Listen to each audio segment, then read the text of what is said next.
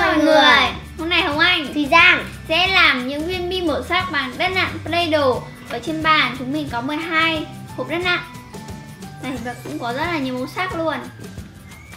Và mình có một chiếc máy làm bánh kem và kẹo. Và trước khi làm những viên bi màu sắc, chúng mình sẽ làm những cái bánh kẹo bằng bộ máy này. Bây giờ bắt đầu thôi. Mình sẽ làm một chiếc bánh bạc hà Play-Doh.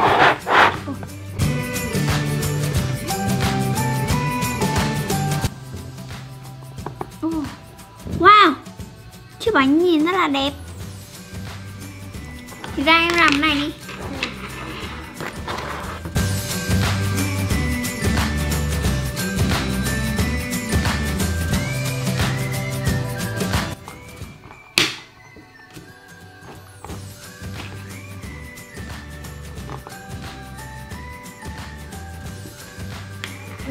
đây là hình ngôi nhà. Còn đây là hình con bướm. Các bạn có thấy những hình mình vừa làm có đẹp không? Thôi, bây giờ chúng mình chỉ nặn thế thôi. Chúng mình sẽ bắt đầu vào việc chính là nặn những viên bi màu sắc. Rồi, bây giờ chúng mình sẽ bắt đầu nặn.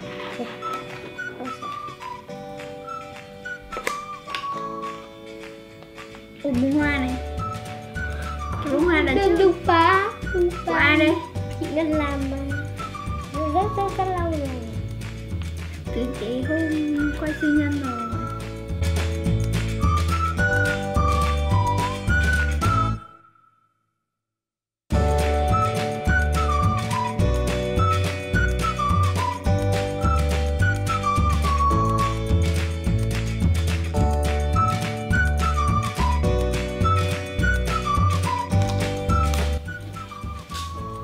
Để cho nhanh thì chị cũng sẽ vào làm cùng với cả Hồng Anh và Thùy Giang.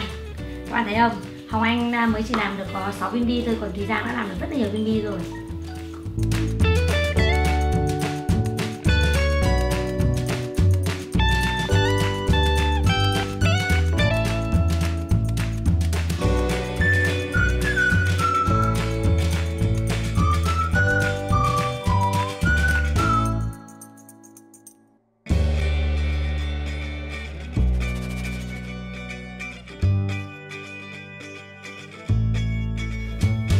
Cho Thùy Giang viên bi cho đồng luôn này. Cả cái gì này. Đó. Cái hộp màu vàng này đã bị khô đã rồi. Thế các bạn sẽ bảo rằng là khi nặn thành các viên bi rất lãng phí, nhưng mà Play-Doh này chị cũng đã mua rất là lâu rồi, nó hơi khô. Mình tận dụng nặn lại thành các viên bi giống như đất sét ấy, mình nặn lại xong rồi sau mình có thể dùng thành các viên kẹo, có thể coi là các viên sỏi cũng được. Nhưng tóm lại là có rất nhiều màu rất là đẹp.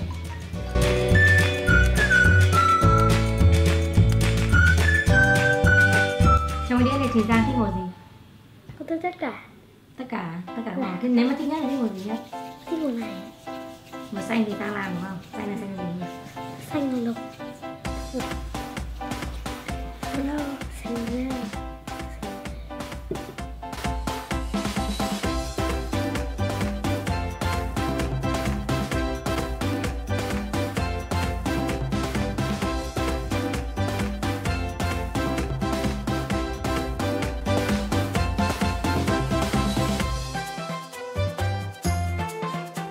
Có hộp thì nó hơi bị hở, thế nên nó hơi khô, có hộp thì dẻo mà.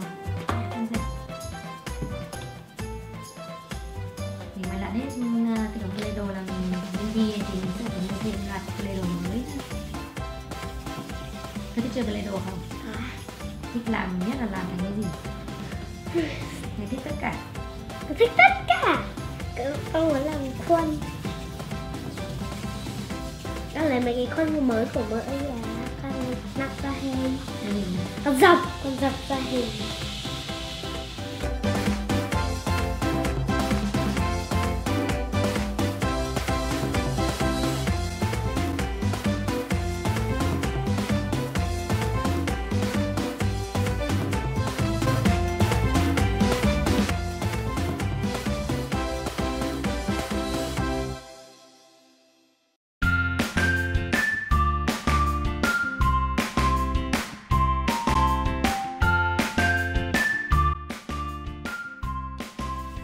Ui, đầy đĩa rồi.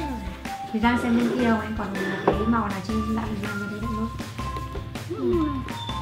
Mỗi một tí này phải ạ.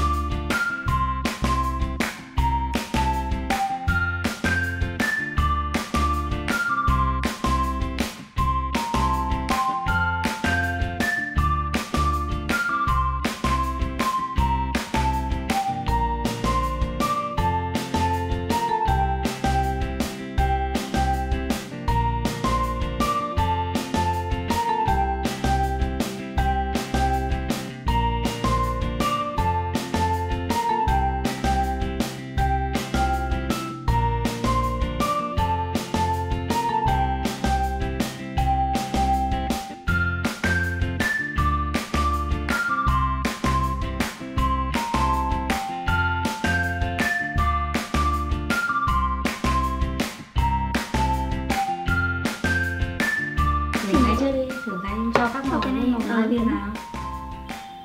Cho các màu này nào, nhấc ra bóc đi. Đây có dính nhiều màu. Mình sẽ cho thử đất nặn Play-Doh một tí dính đi vào. Với cả cái slime trong. Để nguyên viên mà, viên ở trong slime. Chứ phải bóc bẹp ra. Chứ mà trộn lẫn vào nhau bóc bẹp ra ấy. À để nguyên viên đi, xong rồi nó thành các màu giống màu orbit đi. Không đi trộn lẫn à? Trộn lẫn vào nhau à? Trộn lẫn liệu là dính không? Thử xem nào. Thử lấy một tí thôi. Nếu mà cho cứng nữa thì nó sẽ không trộn được.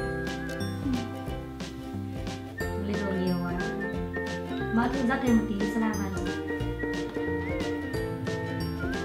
Cái Play-Doh nó dẻo dẻo một tí thì được.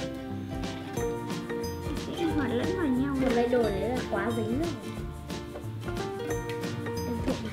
May quá mình chưa trộn cả cục. Nếu trộn cả cụm nó sẽ Rất là phí. ôi Quý nhỉ. nó không, cái slime nó không dẻo được rồi. Đấy, Nó bị mềm đứt, mềm. kiểu bị bở ấy. Nhưng mà bóp cũng thích. Nó hơi dính dính ra ngoài. Cái đất nặn nó đã bị nhão ra. Đấy, cho slime lại cho thử một vài viên là xem. Một vài viên nhiều màu vào. Mỗi viên một màu vào. Lấy cho slime này. Kệ nữa. Mỗi slime một viên. Cho một màu vào. Con nhắc ra cho lặn này.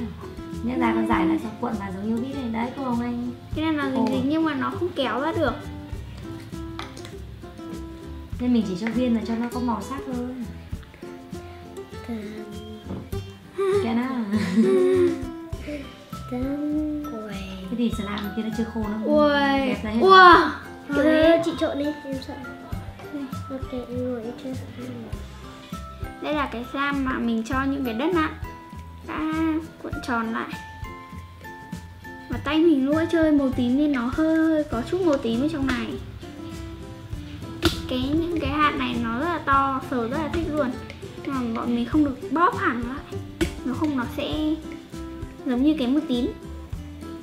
Các cái viên slime mình bao giờ nó khô ấy, thì nó sẽ không bị bẹp ra, thì sẽ rất là dễ nắn luôn ý. Giống như hạt orbit ấy. Các bạn thấy các viên bi mà Hồng Anh, Thùy Giang và chống ớt lặn có đẹp không?